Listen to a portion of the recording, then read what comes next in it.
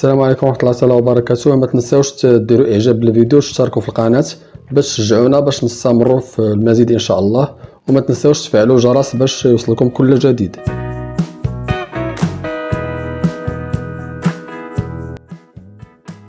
السلام عليكم ورحمة الله تعالى وبركاته. مرحبا بكم اعزائي الكرام في حصة جديدة. اليوم غنشوفوا كريم دو ليغوم على كريم فريش، يعني غنشوفوا سوب ديال الخضرة بالقشدة الطرية. تابعونا.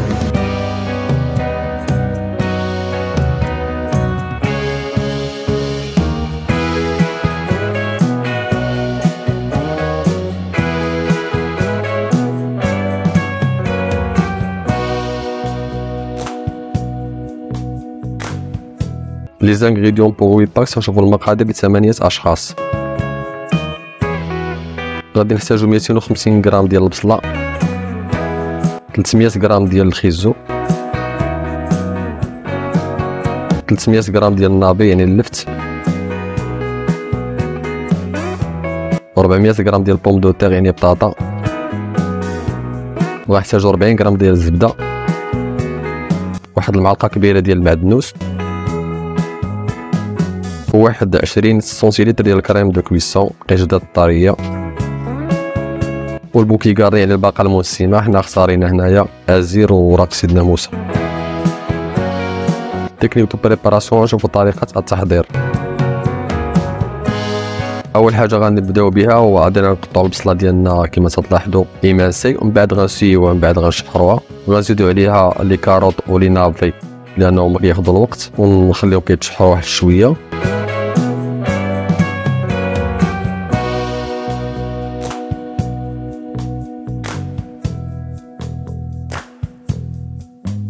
ومن بعد غادي نمويو، يعني غادي نبلو سواء بالماء سواء كان عندنا الفون يعني عندنا المرق نديرو المرق احسن. كنديرو لاسيزونمون ملحه وبزار، وكنديرو داك الباقه المنسمه حنا اختارينا كما قلنا ورق سيدنا موسى والازير. كنخليو داك الشيء كيطيب حوالي واحد 20 دقيقه.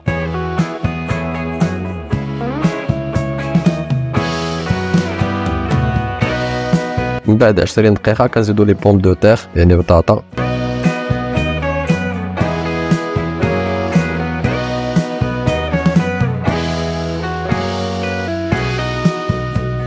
وفي التالي ملي كيطيب لنا الخضروات كاملين كنقبطو كنميكسيو، يعني كنطحنو الصوبه ديالنا او لو بوطاج ديالنا.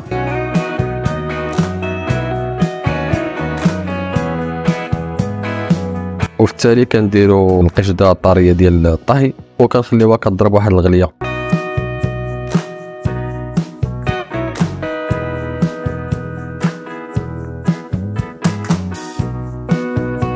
من كنساليو دونك كنديرو الدريساج ديالنا. دونك الدريساج كما العاده كل واحد كيدير الديكور اللي بغا. دونك بالنسبه لهاد الكريمه راه كل واحد يعني ماشي ضروري نلقاو فيها غير خيزو واللفتو وبطاطا، ممكن دير فيها اي خضره، غير خاصك تحترم يعني لو طون دو كويسون ديال لي ليغوم، يعني الوقت ديال الطهي ديال الخضروات. الخضره اللي كتعطل في الطياب هي الاولى، والخضره اللي كتكون دغيا كطيب هي الثانيه.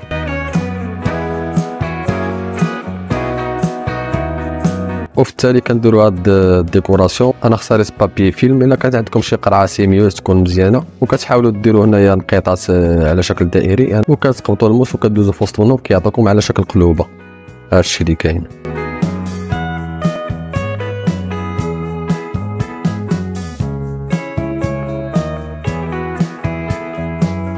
وبهذا كنكون وصلنا لنهاية الحصة. نتمنى تكونوا استفدتوا من الدرس. ما تنساوش تبارطاجيو القناة مع الأهل ديالكم والأقارب ديالكم والأصحاب ديالكم لتعم الفائدة. السلام عليكم ورحمة الله تعالى وبركاته.